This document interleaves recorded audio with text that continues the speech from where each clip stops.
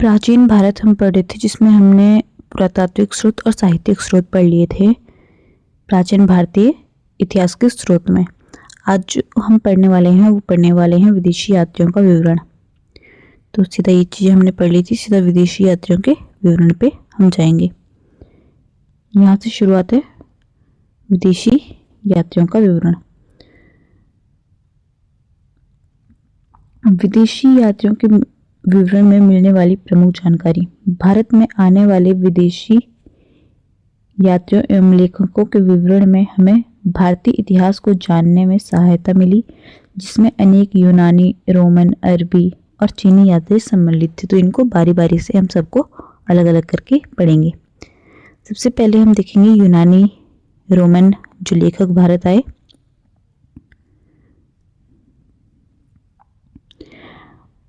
भारतीय स्रोत में हमें सिकंदर के आक्रमण जो कि 325 ईसा पूर्व में हुआ था, उसकी कोई जानकारी नहीं मिलती, इसलिए हमें यूनानी स्रोतों पर ही आश्रित रहना पड़ता है। सिकंदर के समकालीन एक भारतीय राजा सेंड्रोकोटस का नाम मिलता है, जो यूनानी लेखकों स्ट्रैबो व जस्टिन ने किया है।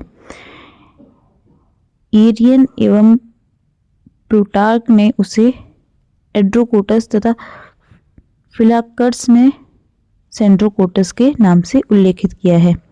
स्ट्रैबो, डियोडोरस, प्लिनी और एरियन नामक यूनानी विद्वान क्लासिकल लेखक के रूप में जाने जाते हैं।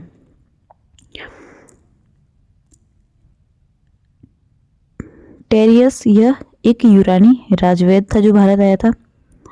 हेरोडोटस, इसे इतिहास का पिता भी कहा जाता है। अपनी पुस्तक हिस्टोरिका जो कि 5वीं शताब्दी ईसा पूर्व में इसने लिखी थी, इसने भारत फारस के संबंधों का वर्णन किया है।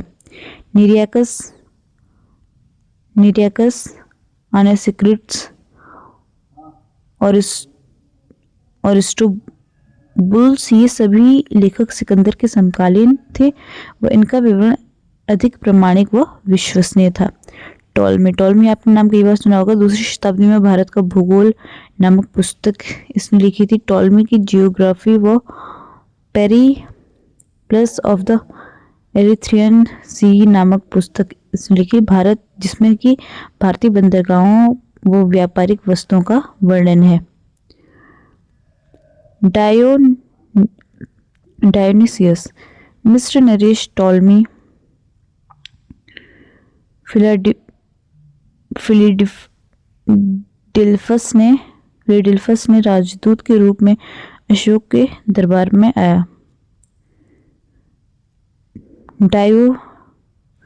डायोनिसियस जो है वो मिस्र के नरेश टॉलमी के राजदूत के रूप में अशोक के दरबार में आया था। डाइमेकस क्या है ये सीरिया का जो राजा था एंटियोकस फर्स्ट, उसके राजदूत के रूप में बिंदुसार के दरबार में आया था। अब हम बात करेंगे मेगास्थनीज की। मेगास्थनीज का नाम आपने कई बार सुना होगा।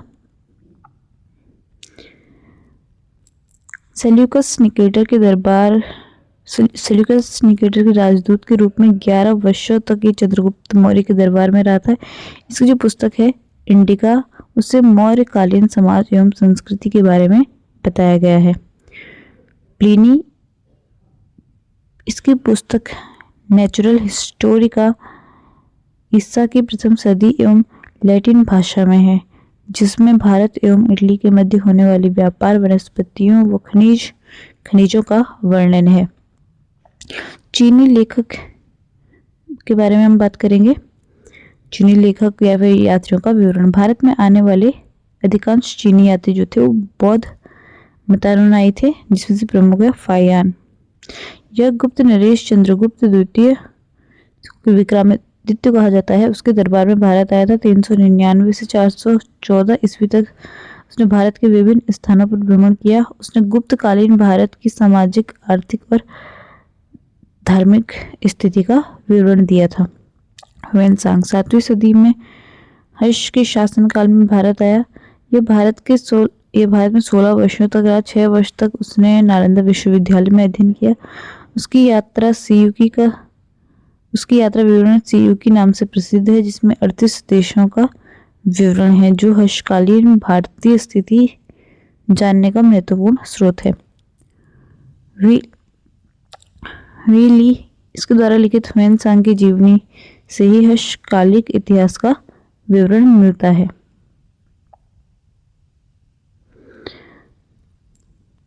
अगला है मा त्वान लेन।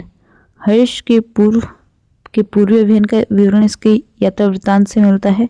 इत्सिंग 7वीं शताब्दी के अंत में भारत आने वाले इस चीनी यात्री ने नालंदा तथा विक्रमशिला विश्वविद्यालय और अपने समय की भारत की स्थिति का वर्णन किया है। अगला है सुंग युन। यह 1518 में भारत आया था। अपने 3 वर्षों की यात्रा में बौद्ध धर्म की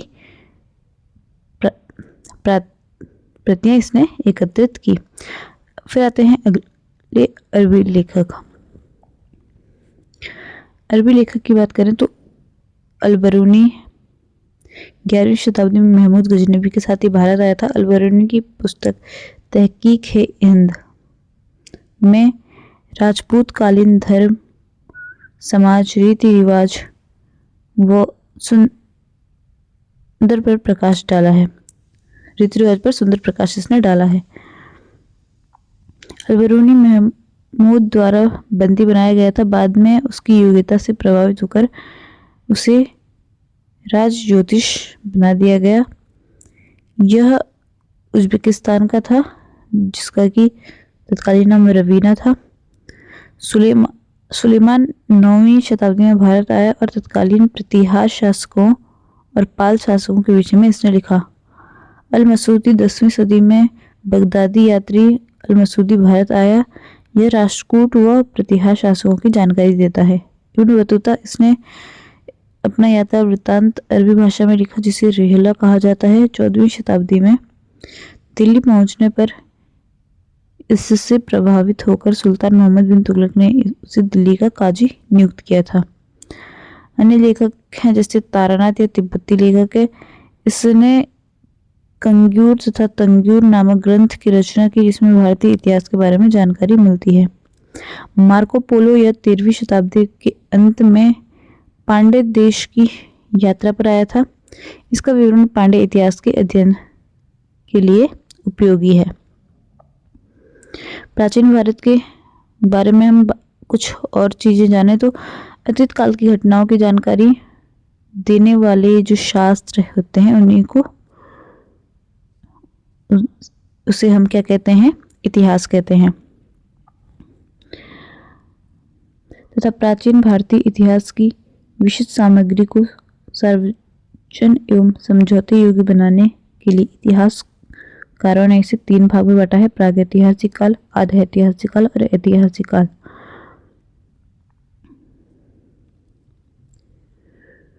प्रागैतिहासिक काल, इस काल का इतिहास पूर्णतः पुरातात्विक साधनों पर निर्भर करता है। इस काल में मानवों की कोई लिखित साधन उपलब्ध नहीं है, इसलिए इसे प्रागैतिहासिक काल कहा जाता है। पत्थर का इस काल में अत्यधिक उपयोग किया गया और आखिरी में तांबे का भी उपयोग किया गया। आधा ऐतिहासिक काल, इतिहास का ऐसा काल जिसके लिए लेखन कला के प्रमाण तो है, लेकिन या तो वो अपुष्ट हैं या फिर उनकी लिपि को समझना कठिन है। ऐसे काल को आधा ऐतिहासिक काल कहते हैं, जिसको कांस्य युग भी कहा जाता है। इस काल के इतिहास के लेखन के लिए साहित्य एवं पुरातात्विक साधनों का प्रयोग किया जाता है। इस काल के अंतर्गत 2500 ईसा पूर्व से 600 ईसा पूर्व के मध्य ये काल आता है। ऐतिहासिक काल, जो लौह युग कहा जाता है, जिस काल के लिए लिखित सामग्री उपलब्ध है, जिसमें मानव सभ्य बन चुका था, उस काल के अंतर्गत 600 ईसा पूर्व के बाद आता है, जिसे ऐतिहासिक काल कहते हैं। अब पुरातात्विक काल से शुरू करेंगे, जो कि हम अगली वीडियो में शुरू करेंगे।